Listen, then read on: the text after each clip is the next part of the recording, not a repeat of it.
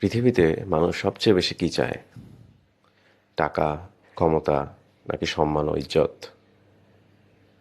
একটু খেয়াল করে দেখুন, মানুষ কোটি কোটি টাকা খরচ করে ফেলে কেবল একটু সম্মানের আশায়। আবার এক মুহূর্তের অপমান বা লাঞ্ছনা সহ্য করতে না পেরে কত মানুষ মানসিকভাবে ভেঙে পড়ে। কিন্তু আমরা যাদের সম্মান পাওয়ার আশার তেল মারি, চাটুকারিতা করি বা ব্যক্তিত্ব বিসর্জন দেই, তাদের নিজেদের সম্মানেরই কি কোনো নিশ্চয়তা আছে? মহাবিশ্বের সমস্ত সম্মান ও ইজ্জতের একমাত্র আসল মালিক কে? যিনি কাউকে সম্মান দিলে পৃথিবীর সব ষড়যন্ত্র মিলেও তাকে অপদস্থ করতে পারে না। সেই পরম সত্তার নামই হল আল মুঈজ। আসসালামু আলাইকুম রহমতুল্লাহি ওয়া বারাকাতুহু। লার্ন অ্যান্ড লার্ন পেজে আপনাকে স্বাগত। আসমাউল হুসনা বা আল্লাহর ৯৯টি পবিত্র নামের ধারাবাহিকতায় আজ আমরা জানব ২৪তম পবিত্র নাম আল মুঈজ এর পরাক্রমশালী রূপ ও সম্মানের মূল রহস্য। আরবি ইজ্জাহ শব্দ থেকে আল মুঈজ নামের উৎপত্তি। ইজ্জাহ মানে হলো এমন অপ্রতিরোধ্য সম্মান, শক্তি ও মর্যাদা যাকে কেউ পরাভূত বা লাঞ্ছিত করতে পারে না। আগের পর্বে আমরা জেনেছিলাম আর রফি বা উচ্চ মর্যাদায় আসীনকারী সম্পর্কে। আর আল মুঈজ হলেন সেই সত্তা যিনি বান্দাকে এমন শক্ত ভিতের উপর সম্মান দান করেন যা কোনোদিন ধসে পড়ে না। আল মুঈজ মূলত তিনটি উপায়ে মানুষকে সম্মানিত করেন। প্রথমত, ঈমান ও তাওহীদের শক্তি। যিনি কেবল আল্লাহর সামনে মাথা নত করেন, আল মুঈজ তাকে দুনিয়ার সব সৃষ্টির গোলামি থেকে মুক্ত করে শ্রেষ্ঠ আত্মসম্মান দান করেন। চরিত্রের পবিত্রতা। অসৎ পথ ও লালসা ত্যাগকারী ব্যক্তিকে তিনি মানুষের অন্তরে শ্রদ্ধার পাত্র বানিয়ে দেন। তৃতীয়ত, অন্যায়কারীদের বিরুদ্ধে বিজয়। তিনি সত্যপন্থীদের পরাক্রমশালী শক্তি ও প্রভাব দান করেন। মনে রাখবেন, মানুষের তৈরি সম্মান ভঙ্গুর, কিন্তু আল মুঈজের দেয়া ইজ্জত চিরস্থায়ী।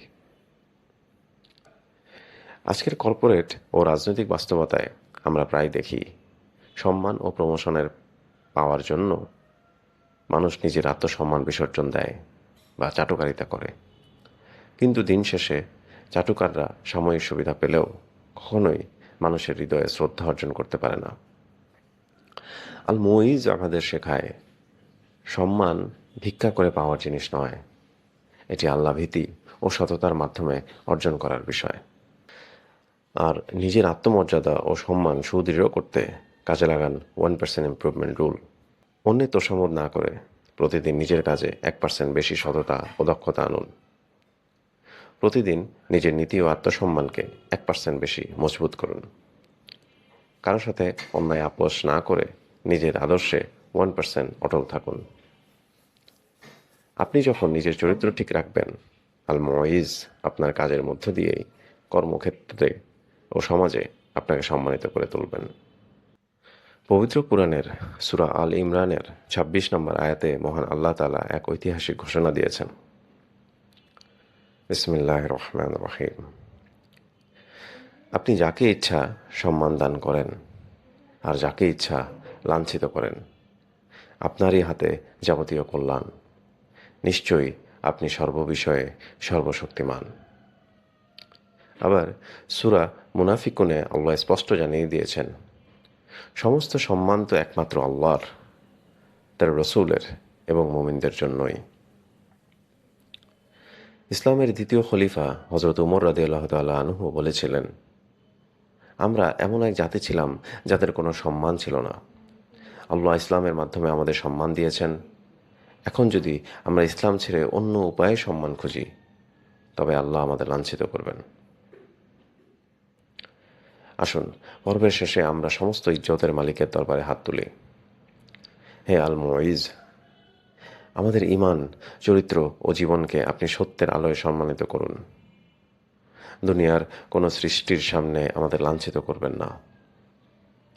আমাদের অন্তরকে এমন আত্মসম্মান ও পবিত্রতা দান করুন যা কেবল আপনারই সন্তুষ্টি বয়ে আনে। আমিন।